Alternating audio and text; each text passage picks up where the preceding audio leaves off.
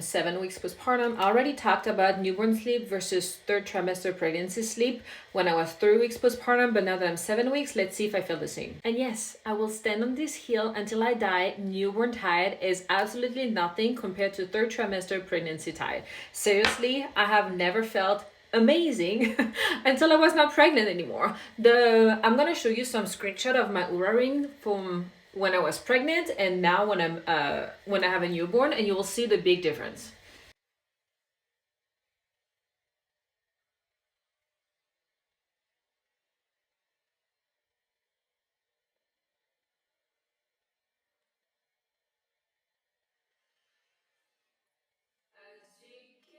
As you can see, my sleep was like so disrupted the entire night. I could be in bed for 10 hours. It doesn't matter. I will never get a good night's sleep when I was pregnant in the third trimester. Now I get less sleep. So I sleep between 7.5 hours total. And I get way better sleep quality than when I was pregnant. So since last week, she has been sleeping longer stretches, so between 6 and 8 hour stretches at night. We'll put her to sleep around 9. She'll be asleep at 9:30, 10, sometimes 10:30, the time that she actually fall asleep. And then she'll be sleeping until I saw on her outlet, or sometimes she will wake me up and I will turn my phone around and it's 3:30 in the morning. I will put her binky back in, she'll go back to sleep. If she really wakes up, it's 4 and I feed her, I give her a bottle. But the last 2 nights, I put her binky back in at 4, around between 3:30 and 4. She goes back to sleep and she wakes me up around 6, 7. Then she's really hungry. And that's it. So I'm getting really good stretches and I'm sleeping way better. Yes, it's so much harder to stay asleep and be awake at 3 in the morning, 4 in the morning, even at 7. It's like literally impossible. But once you're up, you actually got good night's sleep. And I'm a light sleeper, and I never thought I would say that, but yes, I am getting way better sleep now.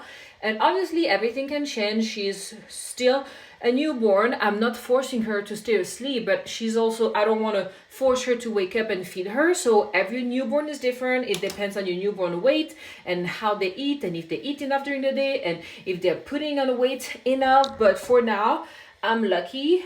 She is a very good sleeper, and I guess I don't do it on purpose, but when she makes noises, I automatically reach over, put the binky back in her mouth.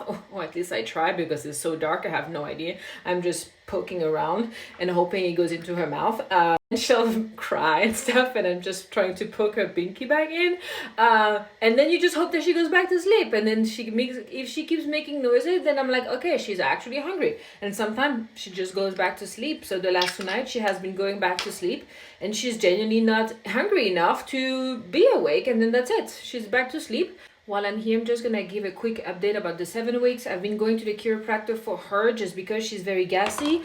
She did notice that she might have a lip tie, so like right here, but the lactation consultant said it was not enough for her, in her opinion, to get a procedure done. So we're just gonna get like a consultation by actual like pediatric tongue and lip tie consultant, doctor, whatever, just to see if it's really necessary. It's not gonna like affect her speech or things like this in the long run, but it does make her very gassy because her lips get like closed inside, and so she gets more air in. So we'll see if that helps with her gas. I've also been going to my pelvic floor therapy. I have exercises to go back to like my lifting and everything and doing everything correctly. I have no prolapse, and I also don't have any diastasis recti in the middle.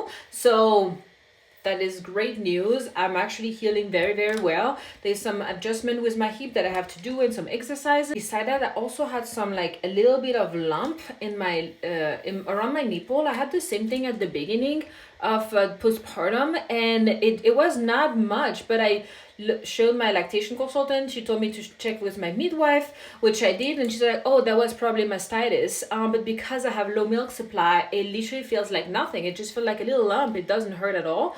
So I guess I had mastitis, but the positive is because I have low milk supply, it felt like nothing, and it went away like the next day or like 2 days later. So yes, I'm only 7 weeks postpartum, but for now, that's where we are. Everything is good. I'm trying to find the hang of it with like a morning routine and her nap time, so I can go back to working out in the morning. So my husband helps with giving her a bottle while I get ready, and then I go on a walk so she falls asleep, and then I come back and work out in the garage. So that's where I'm working on right now. But for now, everything is good.